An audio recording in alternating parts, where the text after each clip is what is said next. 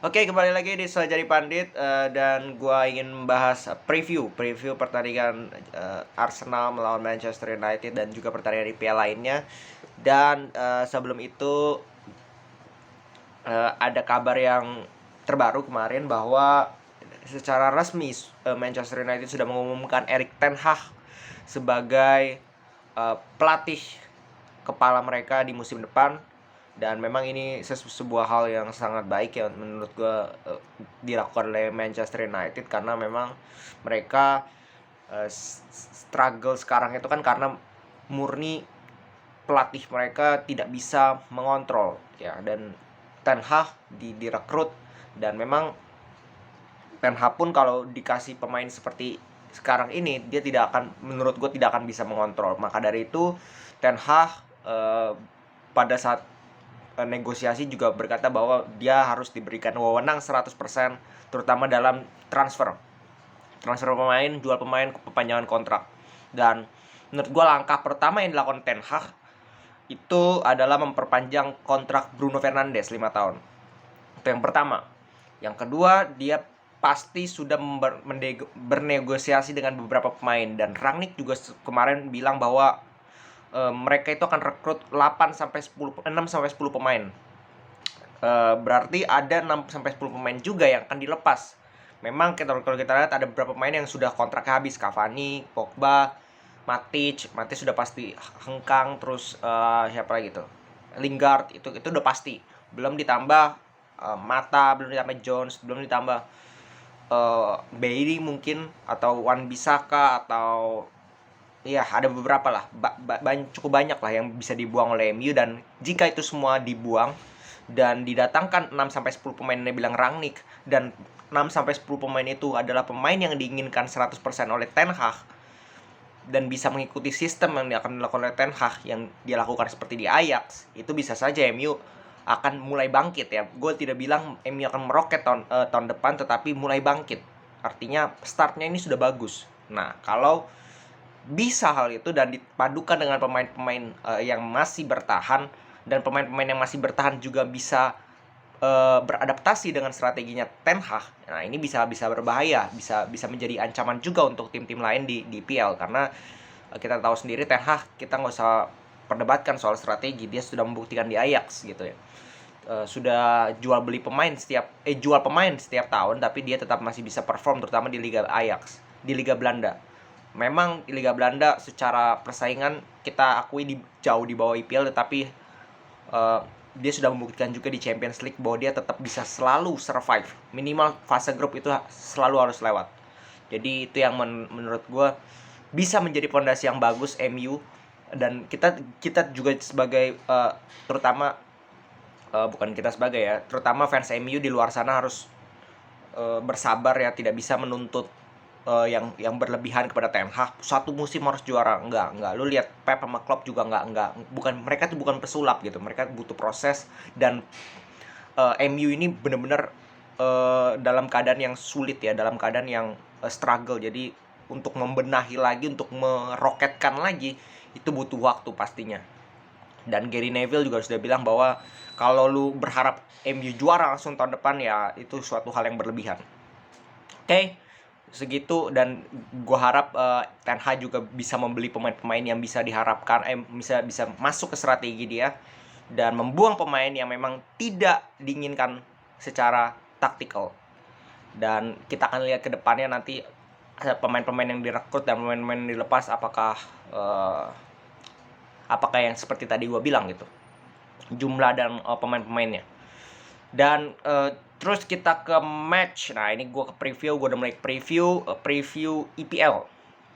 EPL itu ada besok big match Arsenal Manchester United. Ini juga match menurut gue penentuan siapa yang akan mempunyai peluang untuk masuk ke 4 besar.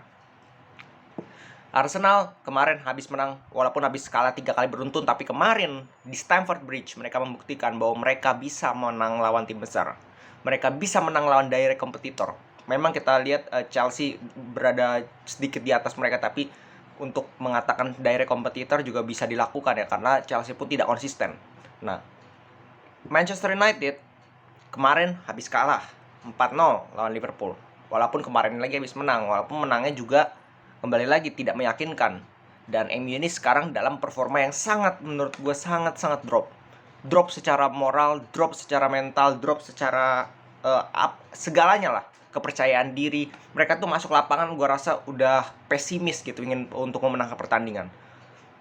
Dan menurut gue, apakah kabar Ten Hag masuk ini bisa membangkitkan kepercayaan diri, membangkitkan semangat tim, bahwa mereka melihat optimisme, ya mereka akan berjuang sampai akhir, minimal 4 besar untuk memastikan Champions League. Nah, apakah itu akan terjadi? Kita akan lihat dari pertandingan kali ini, karena sisa pertandingan 5 pertandingan loh. Kalau mereka kalah di pertandingan ini, selesai gue bilang, karena mereka sudah 34, nanti Arsenal 60, sulit sekali lah, udah sulit sekali. Tapi kalau mereka menang, nah ini akan menjadi seru di perebutan peringkat 4 ya.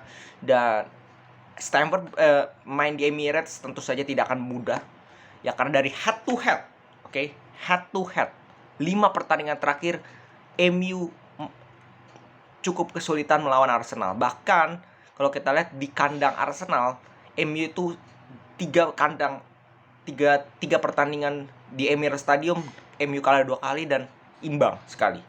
Jadi ini benar-benar bukan match yang sangat mudah, atau match yang bisa dikatakan sangat sulit untuk Manchester United, karena mereka dalam kondisi yang drop, pertama. Yang kedua, mereka tidak punya rekor bagus bermain di Emirates, dan berhadapan dengan Arsenal pun mereka tidak punya rekor yang bagus. Maka dari itu, ini menjadi hal yang harus diperhatikan oleh Rangnick, bahwa dia harus tetap tepat menentukan starting line up, menentukan strategi. Tidak seperti pada pertandingan lalu, di mana tiba-tiba dia mengubah jadi 3-4-3 yang sama sekali nggak berjalan. Baru di babak kedua, dia ubah ke normal 4-3-3, baru lebih berjalan. Nah, ini yang harus diperhatikan. Dan memang Ronaldo sudah balik. Menurut gue juga Ronaldo di depan gitu. Kalau lu kebobolan 4, tetap kalah gitu. Lu nyetak 1 gol, lu kebobolan 4 gitu, tetap kalah. Maka dari itu, lini belakang pun menjadi concern utama. Karena lini belakang MU ini sangat rapuh. Gue bisa bilang sangat rapuh. Dan siapa lagi kalau bukan peran dari Harry Maguire. Dan itu sudah berkali-kali gue bilang bahwa Harry Maguire ini tidak layak bahkan menjadi starting lineup dari MU, bukan menjadi kapten. Tidak layak jadi kapten, iya, apalagi jadi starting lineup. Menurut gue ini menjadi concern, karena cadangannya pun Jones ini kemarin sudah terbukti nggak bisa apa-apa gitu. Mungkin ada peluang di Lindelof dengan Bailey, cuman Bailey pun jarang bermain, jadi otomatis ya lagi-lagi akan dimainkan seorang Harry Maguire. MU itu sudah kebobolan 48 gol loh. 48 gol itu lebih buruk daripada Brighton, lebih buruk daripada Crystal Palace, lebih buruk daripada Aston Villa di peringkat 15, lebih buruk daripada Burnley di peringkat 18. Anda bisa bayangkan lah, lu bisa bayangin. Jadi buruk banget lini pertahanan MU, dan itu sudah berkali-kali ya pertandingan. Dan itu kalau bisa dimanfaatkan Arsenal seperti kemarin melawan Chelsea, memanfaatkan kesalahan di lini belakang, yang kali ini Maguire yang akan menjadi concern utama, bisa saja Arsenal dengan mudah mampu melewati MU. But this is benar-benar akan menjadi interesting match ya, untuk dia nantikan. Bukan hanya rivalitas, tetapi untuk memperebutkan peringkat 4 sementara English Premier League, dan juga membuka peluang menjadi peringkat 4 atau masuk ke zona UCL. Itu yang paling penting. Terus ada ya pertandingan lain praktis, Man City, Watford, dimakan lah Watford lah. Harusnya sih dimakan ya.